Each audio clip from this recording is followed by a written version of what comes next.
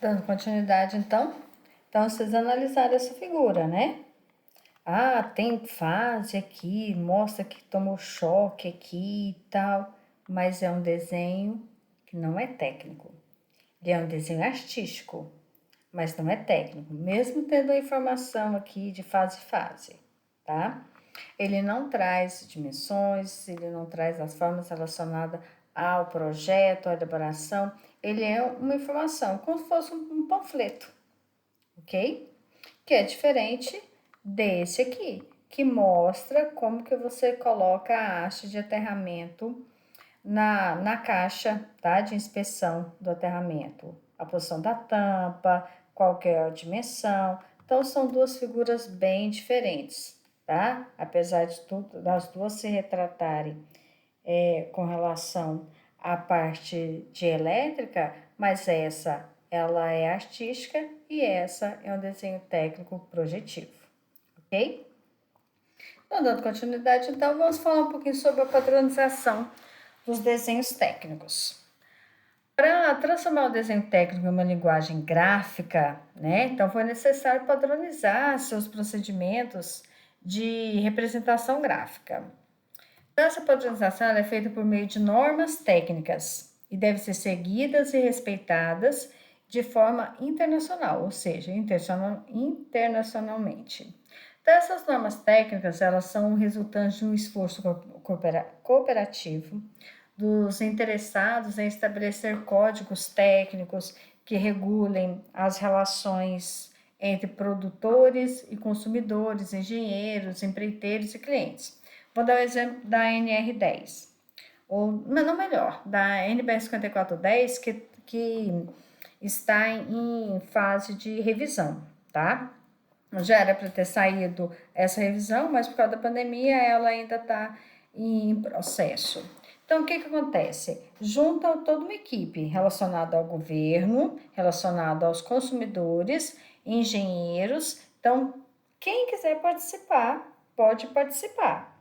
Então, dá sugestões, discute. O que é essencial nessa parte? São pessoas que trabalham na área, são empresários que vendem produtos da área, que discutem com a melhor forma de trabalhar, de produtos, de segurança e tudo mais, ok? Então, junta essa equipe para confeccionar essas normas regulamentadoras, desculpa, essas normas técnicas. Então, o que acontece? Ninguém recebe para isso. Por isso que às vezes demora muito a questão da revisão, porque é algo que não é remunerado, né? Então, eu tenho que me dispor a participar. Você vai ter uma reunião lá em determinada cidade, eu que tenho que bancar minha viagem, minha hospedagem, minha alimentação, para poder participar das discussões relacionadas a essa norma técnica, ok? Então, é assim que funciona.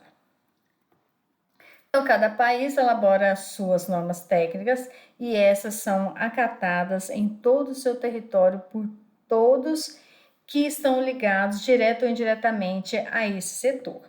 Então, no Brasil, as normas são aprovadas e editadas pela Associação Brasileira de Normas Técnicas, a BNT, e ela foi fundada em 1940.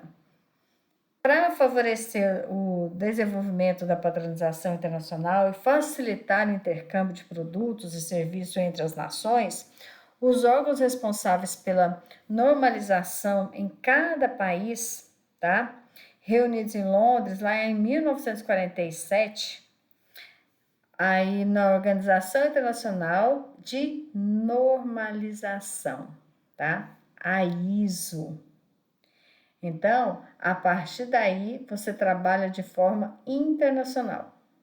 Então, existem inúmeras ISOs. Então, algumas ABNTs, Normas Brasileiras, Associação Brasileira das Normas Técnicas aqui, essa associação ela busca na ISO ou alguns fundamentos, algumas posições para montar as nossas normas técnicas, ok? Então, quando uma norma técnica proposta por qualquer país membro é aprovada por todos os outros países que compõem a ISO, essa norma é organizada e editada como norma internacional, ok?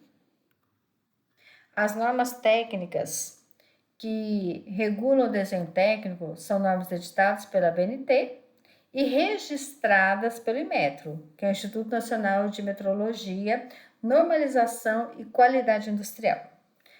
Como normas brasileiras, né, as NBRs são normas brasileiras e estão em consonância, né, com as normas internacionais aprovadas pela ISO, justamente porque busca muita norma que está aprovada e está na ISO para trabalhar e confeccionar as nossas normas técnicas.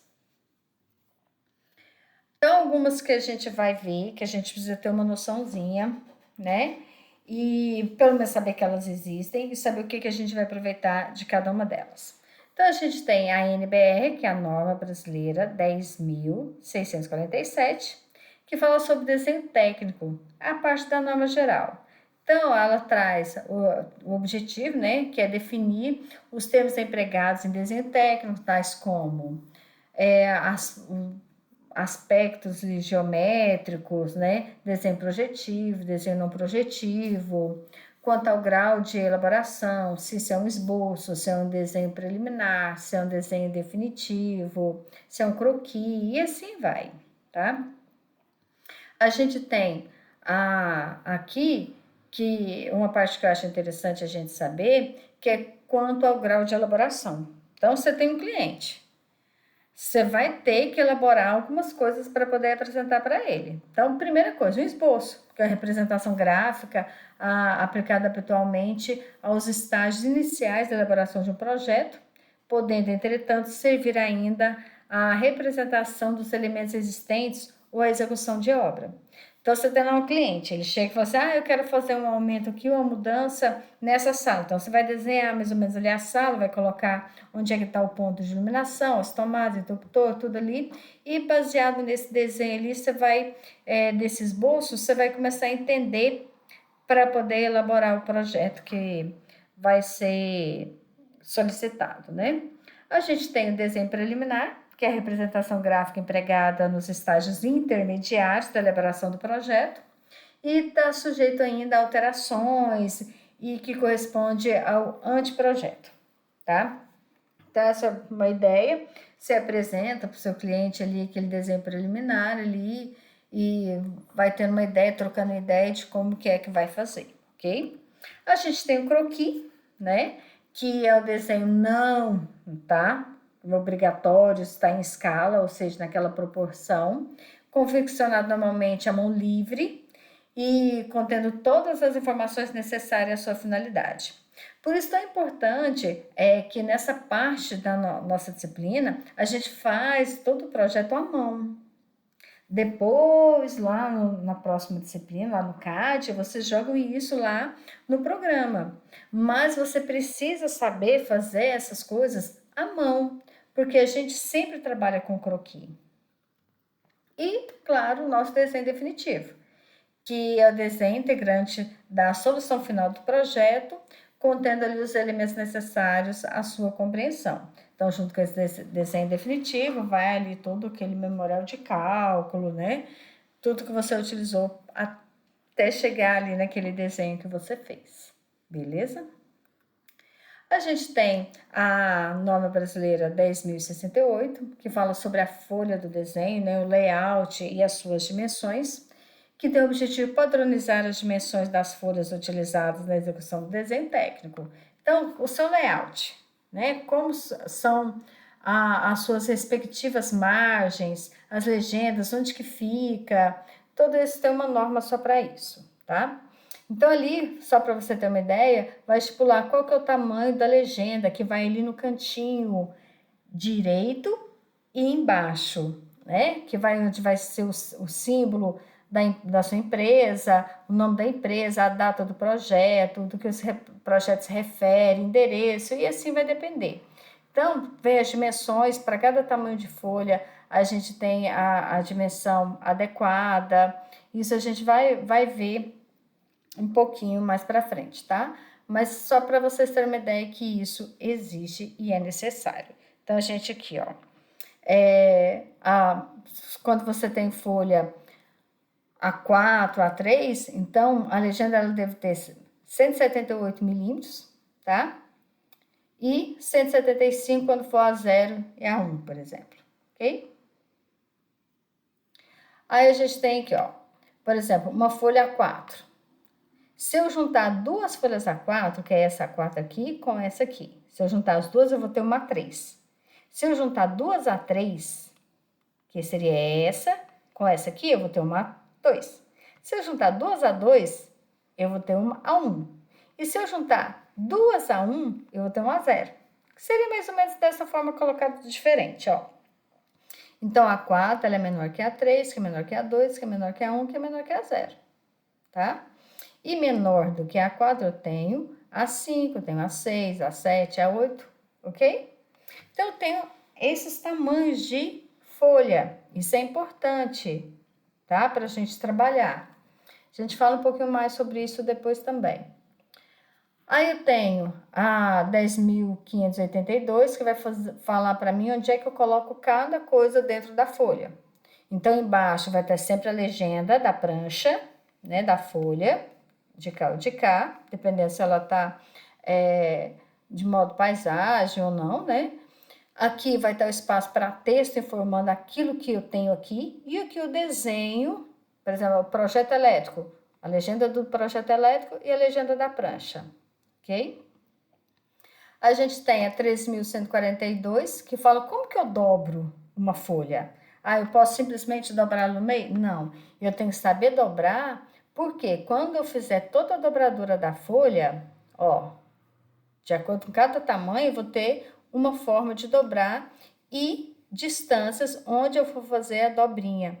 Porque quando eu terminar de dobrar essa folha, ela vai ter que ficar no tamanho da folha 4. Só que com uma margenzinha aqui, ó, para encadernar se for preciso.